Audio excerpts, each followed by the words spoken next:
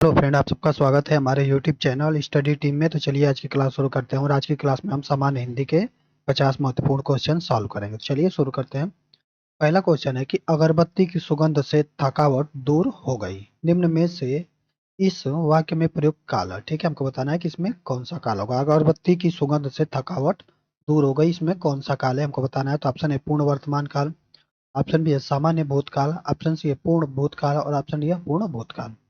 तो अगरबत्ती की सुगंध से थकावट दूर हो गई, इसमें क्या है, इस वाक्य में प्रयुक्त काल कौन सा है हमको बताना है। तो कौन सा काल होगा, तो ये होगा सामान्य भूतकाल। ठीक है, सामान्य भूतकाल होगा इसमें।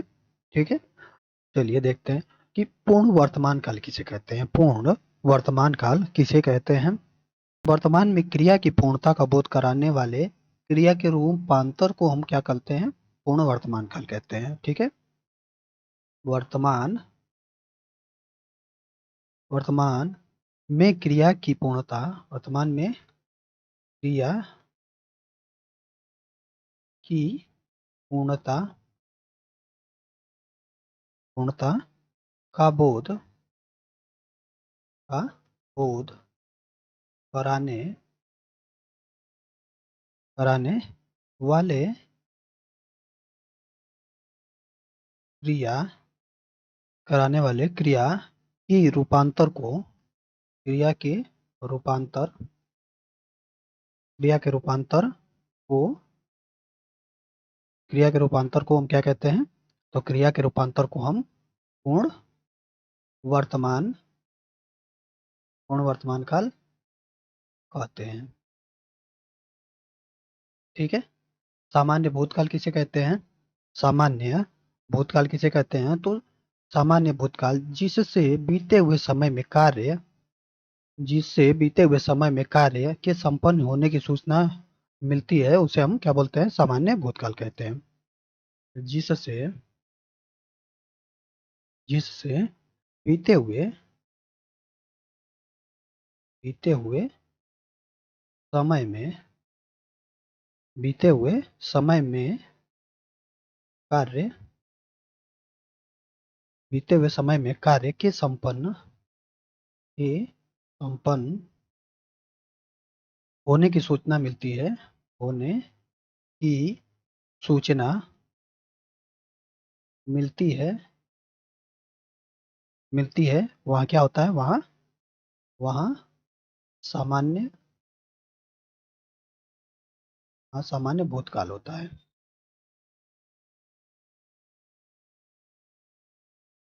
ठीक है, वहाँ क्या होता है, वहाँ सामान्य भूतकाल होता है।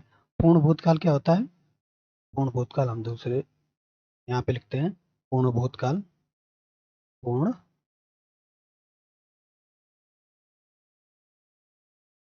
पूर्ण भूतकाल किसे कहते हैं। तो पूर्ण भूतकाल की क्या है कि जिससे यह पता चले कि कार्य बहुत समय पहले संपन्न हो गया था कार्य बहुत समय पहले संपन्न हो गया था, वहाँ क्या होता है, वहाँ पूर्ण भूतकाल होता है। ठीक है, चलिए इसको भी लिखते हैं कि जिससे यह पता चलता है कि जिससे यह पता चलता है कि कार्य कार्य बहुत समय बहुत समय बहुत समय पहले संपन्न हो गया था पहले संपन्न हो गया था, वहाँ क्या होता है, वहाँ पूर्ण भूतकाल होता है। वहाँ पूर्ण भूतकाल होता है। ठीक है, अगला क्या है, अगला है अपूर्ण भूतकाल। अपूर्ण भूतकाल किसे कहते हैं। अपूर्ण भूतकाल अपूर्ण भूतकाल किसे कहते हैं, चलिए इसको भी हम लिखते हैं। तो अपूर्ण भूतकाल की बीते हुए समय में कार्य की अपूर्णता का बोध कराने वाले क्रिया के रूपांतर को हम क्या कहते हैं, अपूर्ण भूतकाल कहते हैं। बीते हुए बीते हुए समय में समय में कार्य समय में कार्य की अपूर्णता पूर्णता का बोध कराने वाले बोध कराने वाले कराने वाले बोध कराने वाले रूपांतर क्रिया के रूपांतर को हम क्या कहते हैं? अपूर्ण भूतकाल कहते हैं। अपूर्ण भूतकाल कहते हैं। ठीक है, तो चलिए हम अगला क्वेश्चन देखते हैं। अगला है कि कबीर जी की रचनाएं निम्न में से किस में संकलित हैं? कबीर जी की रचनाएं निम्न में से किस में संकलित हैं? तो option A Mrigavati, option B है सूरसागर, ऑप्शन सी है पद्मावली और ऑप्शन डी है बीजक। तो कबीर जी की रचनाएं निम्न में से किस में संकलित है, हमको बताना है। तो किस में संकलित है कबीर जी की रचनाएं? तो कबीर जी की रचनाएं बीजक में संकलित हैं। ठीक है, ऑप्शन नंबर डी सही होगा। कबीर जी की रचनाएं कौन कौन सी हैं? तो साखी है, शबद है, साखी, शबद, रामायणी और रामायणी, ये सब क्या है? ये सब क्या है? कबीर जी की रचनाएं हैं। ठीक है, चलिए आगे देखते हैं हम। आगे, लोहे के चने चबाना निम्नलिखित में से कौन सा विकल्प इस मुहावरे का उचित अर्थ दर्शाता है? लोहे के चने चबाना, इसको हमको बताना है कि कौन सा मुहावरा है जो मुहावरे का ये उचित अर्थ कौन सा दर्शाता है। तो ऑप्शन ए लोहे के चने का शौकीन होना, ऑप्शन बी है चनों के लिए मारे मारे फिरना, ऑप्शन सी है बहुत खतरा उठाना और ऑप्शन डी है बहुत कठिनाई का सामना करना। तो लोहे के चने चबाना, इस मुहावरे का अर्थ क्या होगा? तो लोहे के चने चबाना, इस मुहावरे का अर्थ होगा बहुत कठिनाई का सामना करना, बहुत कठिनाई का सामना करना। ऑप्शन नंबर डी सही होगा। अगला है, दिए गए विकल्पों में से अकुलाना का समानार्थी शब्द कौन सा है? ठीक है, अकुलाना का समानार्थी शब्द बताना है कि क्या होगा। तो ऑप्शन ए है प्रसन्न होना, ऑप्शन बी है अभिवादन अभिवादन और ऑप्शन सी है संवरना और ऑप्शन डी है व्याकुल होना। तो अकुलाना का समानार्थी शब्द क्या होगा? तो अकुलाना का समानार्थी होगा व्याकुल होना। ऑप्शन नंबर डी सही होगा। अगला है, यह देखिए अरविंद से शिशु वृंद कैसे सो रहे। यह देखिए अरविंद से शिशु वृंद कैसे सो रहे, पंक्ति में अरविंद शब्द क्या है? ठीक है, हमको बताना है कि ये जो अरविंद शब्द है ये क्या है। तो ऑप्शन ए वाचक, ऑप्शन बी है उपमान, ऑप्शन सी है उपमेय और ऑप्शन डी है साधारण धर्म। तो अरविंद शब्द क्या है हमको बताना है। तो क्या है कि पंक्ति क्या है कि यह देखिए अरविंद से शिशु वृंद कैसे सो रहे, पंक्ति में है जो अरविंद शब्द है वो क्या है? अरविंद शब्द है जो उपमान है। ठीक है, ऑप्शन नंबर बी सही होगा, उपमान। इसमें क्या है कि इसमें शिशु वृंद क्या है? उपमेय है। की समानता किससे की जा रही है? की समानता समल से और सॉरी कमल से की जा रही है। ठीक है, इसमें क्या है कि इसमें जो क्या है ये शिशु वृंद है, ये क्या है? उपमेय है, ये उपमेय है। ठीक है, इसकी इसकी समानता किससे की जा रही है? तो इसकी समानता कमल से की जा रही है। ठीक है, चलिए अगला देखते हैं हम। अगला है, जहाँ शब्दों के अर्थ से चमत्कार स्पष्ट हो वहाँ माना जाता है। ठीक है, जहाँ शब्दों के अर्थ से चमत्कार स्पष्ट हो वहाँ क्या माना जाता है? तो ऑप्शन ए है विभावना अलंकार, ऑप्शन बी है विपसा अलंकार, ऑप्शन सी है प्रश्न अलंकार और ऑप्शन डी है अर्थ अलंकार। तो जहाँ शब्दों के अर्थ से चमत्कार स्पष्ट हो वहाँ क्या होता है? अर्थालंकार होता है। ठीक है, ऑप्शन नंबर डी सही होगा। अगला है, खाली स्थान है यहाँ पे, खिड़की का शीशा तोड़ा, यहाँ पे भी खाली स्थान है, बता दे दिए गए विकल्पों में से सही विकल्प का चयन कर वाक्य को पूर्ण कीजिए। ठीक है, हमको बताना है कि कौन सा यहाँ पे भरा जाएगा। तो ऑप्शन ए है वो कौन, ऑप्शन बी है उसने तुम्हारे और ऑप्शन सी है जिसने वह और ऑप्शन डी है वह कुछ। तो यहाँ पे क्या भरा जाएगा कि जिसने खिड़की का शीशा तोड़ा है वह बता दे। जिसने, यहाँ पे जिसने भरा जाएगा, जिसने और यहाँ पे वह। तो कौन सा ऑप्शन? ऑप्शन नंबर सी सही होगा। अगला है, निम्न में से पुल्लिंग शब्द को पहचानिए। ठीक है, पुल्लिंग शब्द बताना है कि इसमें से पुल्लिंग शब्द कौन सा होगा। तो ऑप्शन ए है चिड़िया, ऑप्शन बी है भुजा, ऑप्शन सी है जाति और ऑप्शन डी है कपड़ा। तो इसमें पुल्लिंग शब्द क्या होगा? तो इसमें क्या है कि इसमें कपड़ा क्या है? पुल्लिंग शब्द है। ठीक है, कपड़ा पुल्लिंग शब्द है, बाकी चिड़िया भुजा और जाति ये सब क्या है, स्त्रीलिंग है। तो ऑप्शन नंबर डी हमारा सही होगा, पुल्लिंग शब्द कपड़ा है। अगला है, आप निसंकोच चले जाओ, इस वाक्य की त्रुटि सुधारने के लिए निम्न में से सही वाक्य छांटिए। आप निसंकोच चले जाओ, इस वाक्य की त्रुटि सुधारने के लिए हमको सही विकल्प छांटना है। तो ऑप्शन ए है, तुम निसंकोच चले जाइए। ऑप्शन बी है, आप निसंकोच चला जाओ। और ऑप्शन सी, आप निसंकोच चले जाइए। और ऑप्शन डी है, आप निसंकोच चले जाइएगा। तो इसमें हमको बताना है कि त्रुटि सुधारने के लिए कौन सा वाक्य सही होगा। तो ये होगा कि क्या है कि आप निसंकोच चले जाइए। आप निसंकोच चले जाइए, ऑप्शन नंबर सी सही होगा। अगला है, दिए गए विकल्पों में प्रचुर का विलोम शब्द कौन सा है। ठीक है, प्रचुर का विलोम शब्द बताना है कि क्या होगा। तो ऑप्शन ए है ऊर्ध्व, ऑप्शन बी है अल्प, ऑप्शन सी है मृदुल और ऑप्शन डी है निम्न। तो प्रचुर का विलोम क्या होगा। तो प्रचुर का विलोम होगा अल्प। ठीक है, अल्प क्या होगा, प्रचुर का विलोम होगा। ऑप्शन नंबर बी सही होगा। ठीक है, ऑप्शन नंबर बी सही होगा।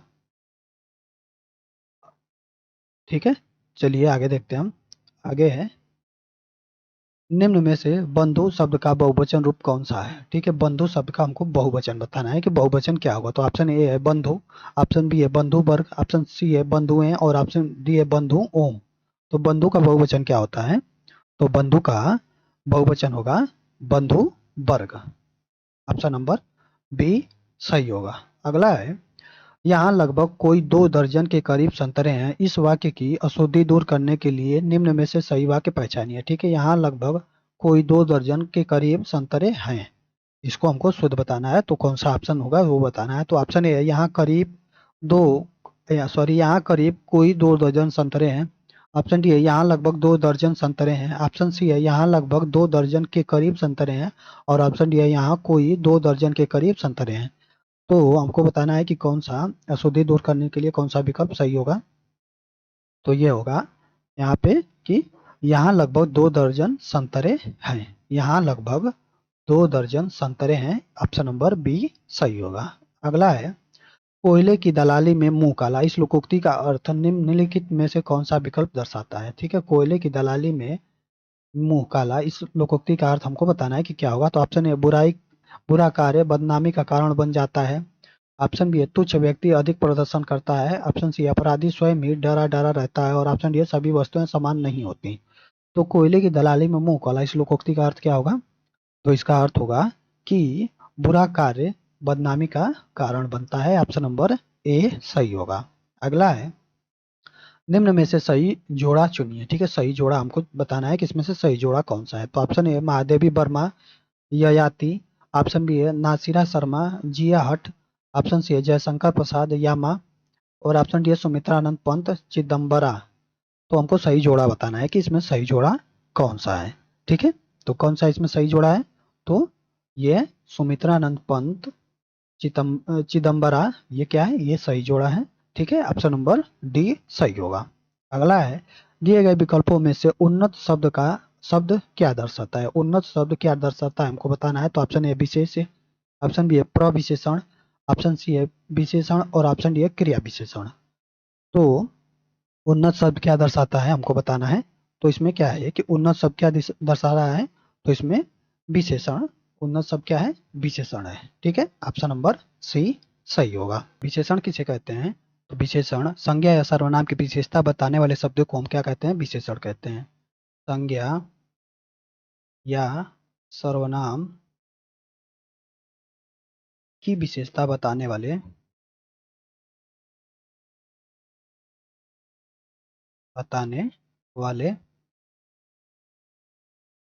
शब्द को विशेषण कहते हैं।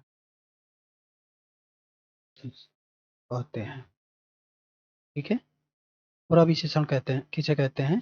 तो प्रविशेषण की विशेषणों की विशेषता बताने वाले को प्रविशेषण कहते हैं। विशेषणों, इसको दूसरे में लिख देते हैं,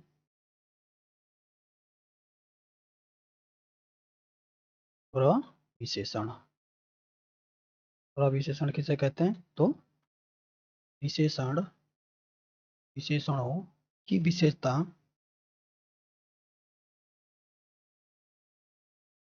बताने वाले विशेषण को प्रविशेषण कहते हैं।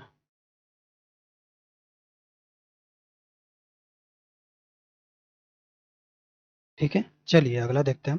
अगला है अगला है मथुरा, आगरा, मथुरा, आगरा, धौलपुर, ग्वालियर आदि क्षेत्र में निम्नलिखित में से कौन सी बोली बोली जाती है। ठीक है, मथुरा, आगरा, धौलपुर, ग्वालियर आदि क्षेत्र में कौन सी बोली जाती है हमको बताना है। तो ऑप्शन ए खड़ी, ऑप्शन बी अवधी, ऑप्शन सी है बांगरू और ऑप्शन डी है ब्रज। तो मथुरा, आगरा, धौलपुर, ग्वालियर आदि क्षेत्र में कौन सी बोली बोली जाती है। तो ये क्या बोली जाती है। तो वहाँ पे ब्रज भाषा बोली जाती है। ठीक है, ऑप्शन नंबर डी सही होगा। ठीक है, चलिए अगला देखते हैं हम। अगला है दिए गए विकल्प में से भाला का समानार्थी शब्द कौन सा है। ठीक है, ओ सॉरी, भाल का समानार्थी शब्द कौन सा है। तो ऑप्शन ए प्रलय, ऑप्शन बी है मस्तक, ऑप्शन सी है भाला और ऑप्शन डी है उन्नत। ठीक है, तो दिए गए विकल्प में से क्या है, भाल का समानार्थी क्या होगा। तो भाल का समानार्थी होगा मस्तक। ऑप्शन नंबर बी सही होगा। ठीक है, चलिए अगला देखते हैं हम। अगला है एक पंथ दो काज निम्नलिखित में से कौन सा विकल्प इस लोकोक्ति का उचित अर्थ दर्शाता है। एक पंथ दो काज, इस लोकोक्ति का अर्थ हमको बताना है। तो ऑप्शन ए मुसीबत में और मुसीबत आ पड़ना, ऑप्शन बी है दो तरफ दोनों तरफ खतरा, ऑप्शन सी है कहीं का भी न रहना और ऑप्शन डी एक समय में दो कार्य की सिद्धि। तो एक पंथ दो काज, इस मुहावरे का अर्थ क्या होगा। तो इसका अर्थ होगा एक समय में की दो कार्यों की सिद्धि। ऑप्शन नंबर डी सही होगा। ठीक है, चलिए अगला देखते हैं हम। अगला है निम्न में से बुढ़िया का बहुवचन रूप पहचानिए। ठीक है, बुढ़िया का बहुवचन रूप हमको बताना है कि क्या होगा। तो ऑप्शन ए है बुढ़िया, ऑप्शन बी है बुढ़ियों, ऑप्शन सी है बुढ़ियाएं और ऑप्शन डी है बुढ़िया। तो बुढ़िया का बहुवचन क्या होगा। तो बुढ़िया का बहुवचन होगा बुढ़िया, ऐसे होगा। ठीक है, ऑप्शन नंबर ए सही होगा। अगला है दिए गए विकल्पों में से विकर्ण शब्द का विपरीतार्थक शब्द कौन सा है। ठीक है, विकर्ण का हमको विलोम शब्द बताना है। तो ऑप्शन ए एकत्र, ऑप्शन बी है वितरण, ऑप्शन सी है भीतर और ऑप्शन डी है विस्तार। तो विकर्ण विकर्ण का हमको क्या है, विलोम शब्द बताना है। तो विकर्ण मिस होता क्या है। तो विकर्ण मिस होता है विभक्ति, ओ सॉरी विभक्त। विकर्ण मिस क्या होता है, विभक्त होता है। तो इसका विलोम शब्द क्या होगा। तो इसका विलोम शब्द होगा एकत्र। एकत्र मतलब इकट्ठा, इकट्ठा। ठीक है, तो ऑप्शन नंबर ए सही होगा। अगला है दिए गए विकल्पों में से प्रतिक्रिया का पर्यायवाची शब्द कौन सा है। प्रतिक्रिया का पर्यायवाची शब्द बताना है। तो ऑप्शन ए है प्रत्युत्तर, ऑप्शन बी है बनबनाहट, ऑप्शन सी है बदस्तूर और ऑप्शन डी है यथा नियम। तो प्रतिक्रिया का पर्यायवाची शब्द हमको बताना है। तो प्रतिक्रिया का पर्यायवाची शब्द क्या होगा। तो प्रतिक्रिया का पर्यायवाची शब्द होगा प्रत्युत्तर। ऑप्शन नंबर ए सही होगा। चलिए अगला देखते हैं हम। अगला है निम्न वाक्य के किस भाग में त्रुटि है पहचानिए। ठीक है, आधुनिक हिंदी के सबसे सशक्त कवियत्रियों में से एक होने के कारण उन्हें आधुनिक मीरा के नाम से भी जाना जाता है। ठीक है, तो हमको बताना है कि किस भाग में त्रुटि है। तो ऑप्शन ए उन्हें आधुनिक मीरा के नाम से, ऑप्शन बी है भी जाना जाता है, ऑप्शन सी आधुनिक हिंदी के सबसे सशक्त कवियत्रियों और ऑप्शन डी है में से एक होने के कारण। ठीक है, तो इसमें किस भाग में क्या है, त्रुटि है।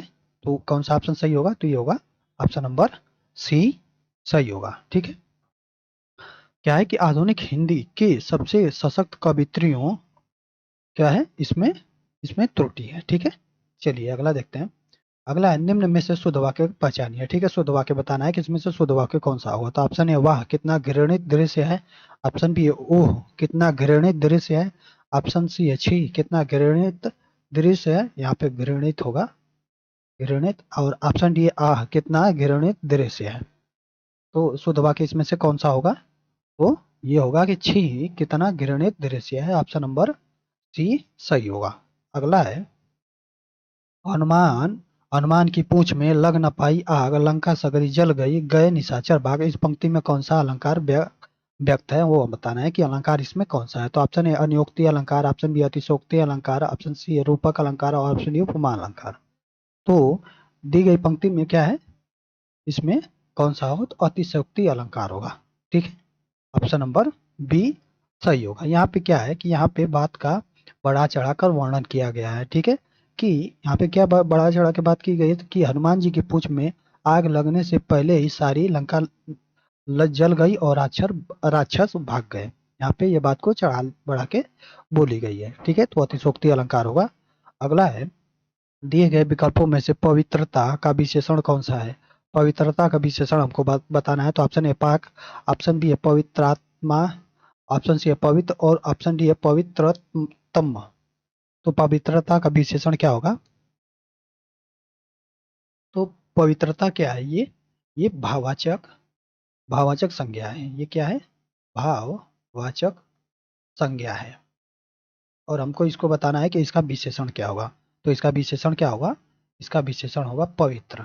ठीक है, इसका विशेषण पवित्र होगा। ऑप्शन नंबर सी सही होगा। अगला है, साकेत महाकाव्य पर कवि मैथिली शरण गुप्त को कौन सा पारितोषिक प्राप्त हुआ है?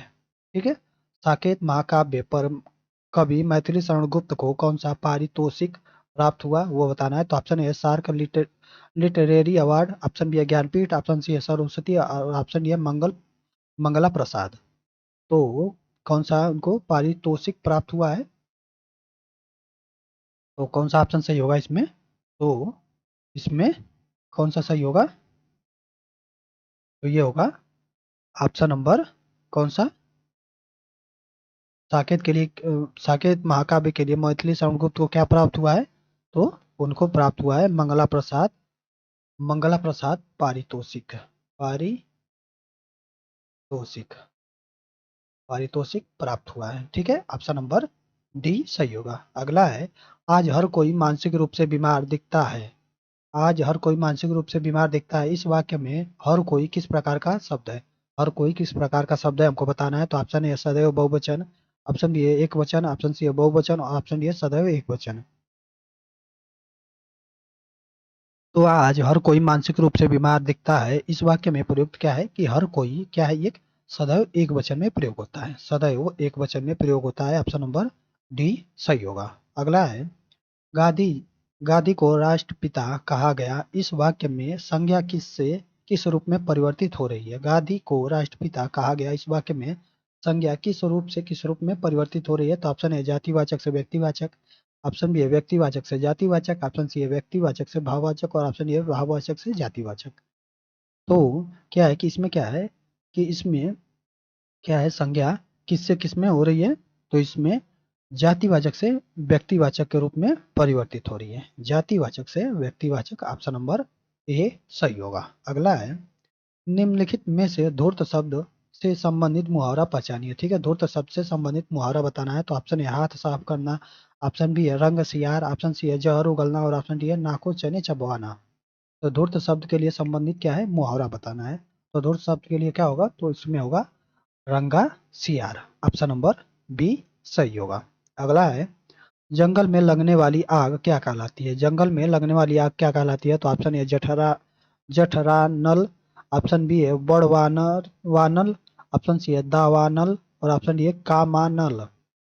तो जंगल में लगने वाली आग क्या कहलाती है? तो जंगल में लगने वाली आग को हम क्या कहते हैं? जंगल में लगने वाली आग को हम दावानल कहते हैं। दावानल, ऑप्शन नंबर सी सही होगा। ठीक है, पेट में लगने वाली आग को क्या कहते हैं? पेट में लगने वाली आग को जठरानल कहते हैं। पेट में लगने वाली आग।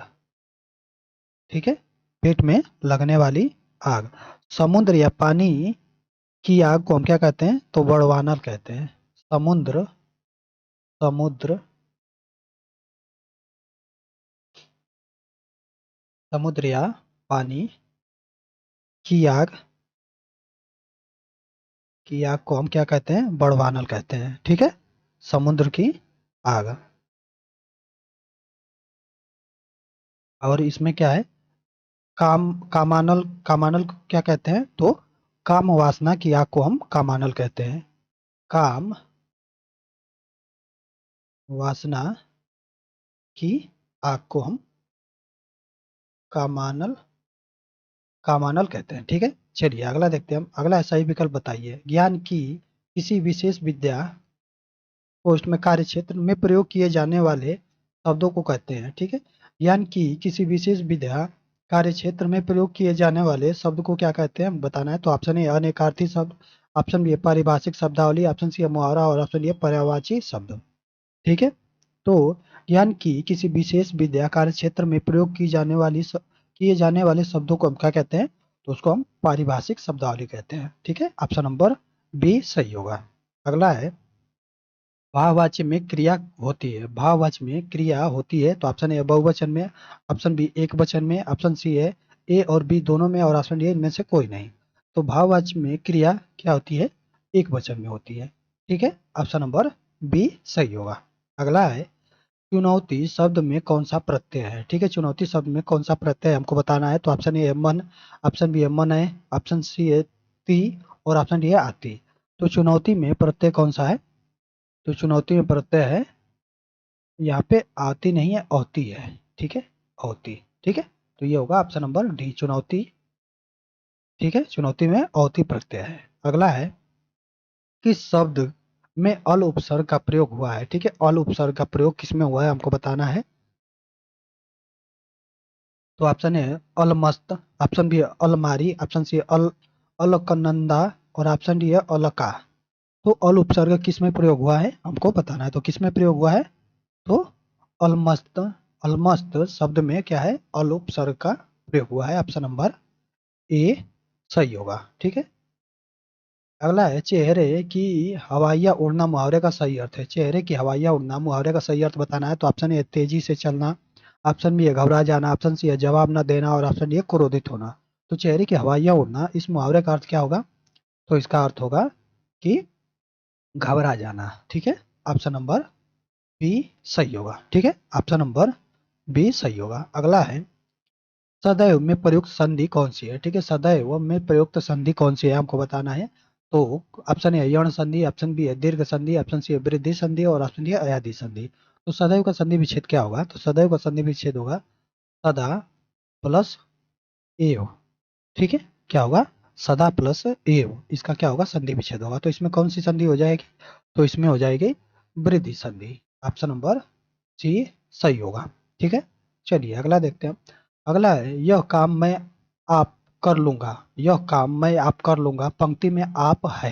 ठीक है, हमको बताना है कि यहाँ पे आप है यह क्या है। तो ऑप्शन ए संबंधवाचक सर्वनाम, ऑप्शन बी है निजवाचक सर्वनाम, ऑप्शन सी है निश्चयवाचक सर्वनाम और ऑप्शन डी है पुरुषवाचक सर्वनाम।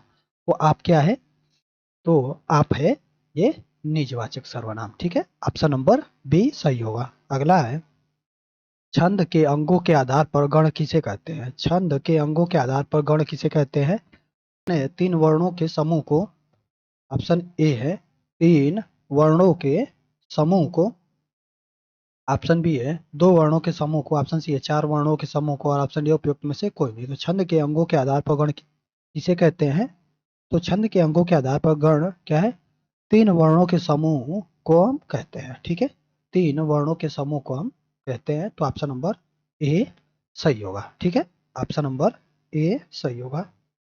चलिए अगला देखते हैं। अगला है आज्ञा दीजिए वाक्य में कौन सा वाच्य है। आज्ञा दीजिए वाक्य में कौन सा वाच्य है हमको बताना है। तो कृतवाच्य, कर्मवाच्य, ऑप्शन सी है भाववाच्य और ऑप्शन डी है इनमें से कोई नहीं। तो आज्ञा दीजिए इसमें क्या है, तो इसमें कृतवाच्य है। ऑप्शन नंबर ए सही होगा। ठीक है, ऑप्शन नंबर कौन सा, तो ऑप्शन नंबर ए सही होगा। है दिए गए वाक्यांश के लिए एक शब्द का प्रयोग कीजिए। हर काम को देर से करने वाला, हर काम को देर से करने वाले के लिए एक शब्द हम बताना है। तो ऑप्शन है दीर्घदर्शी, ऑप्शन बी है अदूरदर्शी, ऑप्शन सी है विलंबी और ऑप्शन डी है दीर्घसूत्री। ठीक है, तो हर काम को देरी से करने वाले को क्या कहते हैं, तो उसको हम दीर्घसूत्री कहते हैं। ठीक है, ऑप्शन नंबर डी सही होगा। अगला है कम बोलने वाला व्यक्ति वाक्यांश के लिए उपयुक्त शब्द होगा। कम बोलने वाले को हम क्या कहते हैं, तो ऑप्शन ए है समभाषी, ऑप्शन बी है कम भाषी, ऑप्शन सी है मितभाषी और ऑप्शन डी है मृदुभाषी। तो कम बोलने वाले को क्या कहते हैं, तो कम बोलने वाले को हम कहते हैं मितभाषी। ऑप्शन नंबर सी सही होगा। अगला है जहां न पहुंचे रवि वहां पहुंचे कबीर लोकोक्ति का क्या अर्थ है। ठीक है, जहां न पहुंचे रवि वहां पहुंचे कवि। लोकोक्ति का क्या अर्थ है वो बताना है। तो ऑप्शन ए, कवि के लिए कुछ भी अगम्य नहीं। ऑप्शन बी है, कवि निरंकुश होता है। ऑप्शन सी है, कवि कल्पनाशील होता है। ऑप्शन डी है, कवि भाव प्रवण होता है। तो जहां न पहुंचे रवि वहां पहुंचे कवि, इसका इस लोकोक्ति अर्थ क्या होगा? तो इसका अर्थ होगा कि क्या है, कवि कल्पनाशील होता है। कवि कल्पनाशील होता है। ऑप्शन नंबर सी सही होगा। अगला है, मेरा नया बचपन कविता किसने लिखी है? मेरा नया बचपन कविता किसने लिखी है हमको बताना है। तो option A Sumitra Kumari Chauhan, option B है सुभद्रा कुमारी चौहान, ऑप्शन सी है माखनलाल चतुर्वेदी और ऑप्शन डी है रामधारी सिंह दिनकर। तो मेरा नया बचपन कविता किसने लिखी है? तो मेरा नया बचपन कविता किसने लिखा है? तो ये सुभद्रा कुमारी चौहान ने लिखा है। ऑप्शन नंबर बी सही होगा। अगला है, निम्न में से चांदनी का पर्यायवाची नहीं है। ठीक है, चांदनी का पर्यायवाची कौन नहीं है? तो ऑप्शन ए चंद्रिका, ऑप्शन बी है चंद्र प्रभा, ऑप्शन सी है चंद्र और ऑप्शन ए कौमुदी। तो इसमें चंद्रमा सॉरी चांदनी का पर्यायवाची कौन नहीं है वो बता रहा है। तो कौन नहीं है? तो चंद्र क्या है, चांदनी का पर्यायवाची नहीं है। ऑप्शन नंबर सी सही होगा। अगला है, आज पानी बहुत गिरा। आज पानी बहुत गिरा आपको बताना है कि ये कैसा है। तो ऑप्शन ए सरल, ऑप्शन बी है संयुक्त वाक्य है, ऑप्शन सी है मिश्र वाक्य है, ऑप्शन डी इनमें से कोई नहीं है। तो आज पानी बहुत बहुत गिरा, ये क्या है? ये सरल वाक्य है। ठीक है, सरल वाक्य है। ऑप्शन नंबर ए सही होगा। अगला है, अनुनासिक व्यंजन कौन से होते हैं? अनुनासिक व्यंजन कौन से होते हैं? तो ऑप्शन ए वर्ग के प्रथमाक्षर, ऑप्शन बी है वर्ग के तृतीयाक्षर, ऑप्शन सी है वर्ग के चतुर्थाक्षर, ऑप्शन डी वर्ग के पंचमाक्षर। तो अनुनासिक व्यंजन कौन से होते हैं? तो वर्ग के पंचमाक्षर को हम क्या कहते हैं? अनुनासिक व्यंजन कहते हैं। ऑप्शन नंबर डी सही होगा। अगला है, अजंत का का संधि विच्छेद है। अजंत का संधि विच्छेद क्या होगा हमको बताना है। तो ऑप्शन ए अज प्लस अंत, ऑप्शन सी अच प्लस अंत, ऑप्शन सी अजह प्लस अंत और ऑप्शन सी अंचत प्लस अंत। तो अजंत का सही संधि विच्छेद क्या होगा? तो इसका होगा अच प्लस अंत। ठीक है, अच प्लस अंत। ऑप्शन नंबर बी सही होगा। ठीक है, ऑप्शन नंबर बी सही होगा। इसमें कौन सा संधि हो जाएगा? तो इसमें व्यंजन संधि होगा। इसमें कौन सी संधि होगी? तो इसमें व्यंजन संधि होगी। ठीक है, चलिए अगला देखते हो। अगला है, छ ध्वनि का उच्चारण स्थान है। छ ध्वनि का उच्चारण स्थान है। तो ऑप्शन ए दंत, ऑप्शन बी है ओष्ठ, ऑप्शन सी है तालव्य और ऑप्शन डी है वत्स। तो छ ध्वनि का उच्चारण स्थान क्या है? तो छ ध्वनि का उच्चारण स्थान है तालव्य। ठीक है, ऑप्शन नंबर सी सही होगा। अगला है, देवर को स्त्रीवाचक बनाने के लिए आप किस प्रत्यय का प्रयोग करेंगे? ठीक है, देवर को स्त्रीवाचक बनाने के लिए आप किस प्रत्यय का प्रयोग करेंगे? तो ऑप्शन ए आई, ऑप्शन बी है आनी, ऑप्शन सी है अनि और ऑप्शन डी है आवर। तो देवर का स्त्रीवाचक बनाने के लिए हम कौन सा प्रत्यय लगाएंगे? तो हम लगाएंगे देवर का आनी प्रत्यय लगाएंगे। ठीक है, आनी। ऑप्शन नंबर बी सही होगा। तो चलिए आज की इस वीडियो में इतना ही। अगर आपको वीडियो अच्छी लगी हो तो वीडियो को लाइक करें और चैनल को सब्सक्राइब जरूर करें।